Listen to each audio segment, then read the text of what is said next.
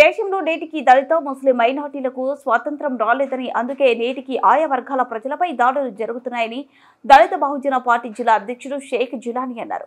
సోమవారం హర్యానాలో గోమాంసం తిన్నారని ముస్లిం మైనార్టీలపై దాడి చేసి చంపిన దుండగులను కఠినంగా శిక్షించాలని కోరుతూ చీరాల తహసీల్దార్ కార్యాలయం వద్ద నిరసన ప్రదర్శన నిర్వహించి తహసీల్దార్ గోపీకృష్ణకు వినతి పత్రం అందజేశారు. ఈ కార్యక్రమంలో జిలానీ మాట్లాడుతూ మనిషిని మనిషిగా చూడలేని సమాజంలో దళిత బహుజనులు జీవనం సాగిస్తున్నారని, నేటికి బలహీన వర్గాలపై దాడులు జరుగుతుంటే అధికారులు పాలకులు చోద్యం చూస్తున్నారన్నారు. ఇటీవల పిఠాపురంలో దళితుల గ్రామ బహిష్కరణ, ఇప్పుడు హర్యానా రాష్ట్రంలో 5 ముస్లిం సోదరులను దాడి చేసి చంపారని అన్నారు. అనకాపల్లి జిల్లా నక్కపల్లి మండలం దళిత సోదరులను సెల్ ఫోన్ దొంగిలించాడనే నెపంతో దాడులు జరిపారని, ఇటువంటి హింసాత్మక ఘటనలు జరుగుతుంటే చర్యలు తీసుకోవాల్సిన అధికారులు చోద్యం చూస్తున్నారన్నారు. ఇప్పటికైనా లౌకిక భారతదేశంలో తిండి పేరిట, మతం పేరిట దాడులను ప్రభుత్వం అరికట్టాలని ప్రభుత్వాన్ని డిమాండ్ చేశారు. ఈ కార్యక్రమంలో దళిత బహుజన పార్టీ నాయకులు తదితరులు పాల్గొన్నారు.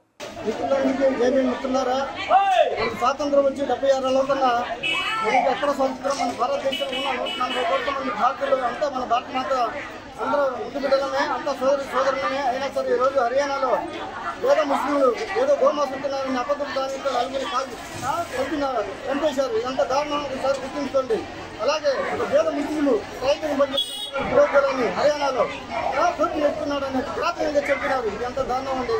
భారతదేశంలో ఉన్న మన 140 కోట్ల మంది సోదరులమే, అది గుర్తించాలి. మతోన్మాదాలను, ఈ మతోన్మాదం భారతదేశాన్ని తరిమివేద్దాం, భారతదేశాన్ని రక్షించకుండా భారత రాజ్యాంగాన్ని కాపాడుకుందాం.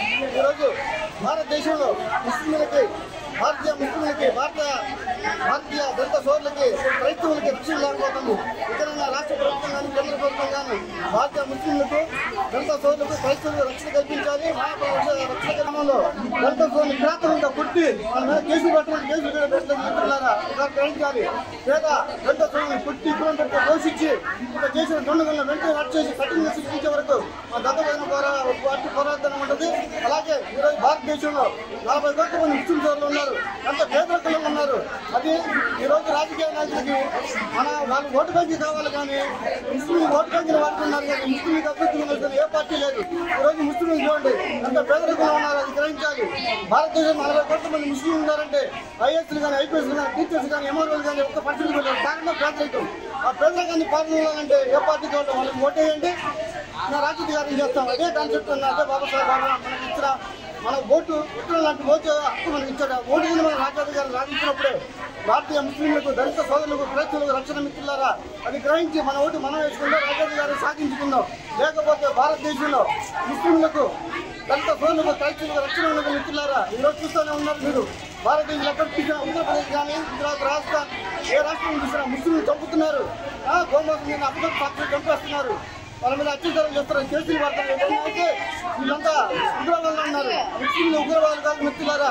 ఆ రోజు భారతదేశం కోసం 9 లక్షల మంది, 60,000 మంది భారతదేశం కోసం బలి ఇచ్చారు. భారతదేశం మాది, సాగే జహా చేస్తే హిందుస్థిత హమారా. అలాంటి భారతదేశంలో ఈరోజు ముస్లింలపై చేస్తున్న దాడులు చాలా దారుణంగా గతంలో బట్టి కనిపిస్తుంది.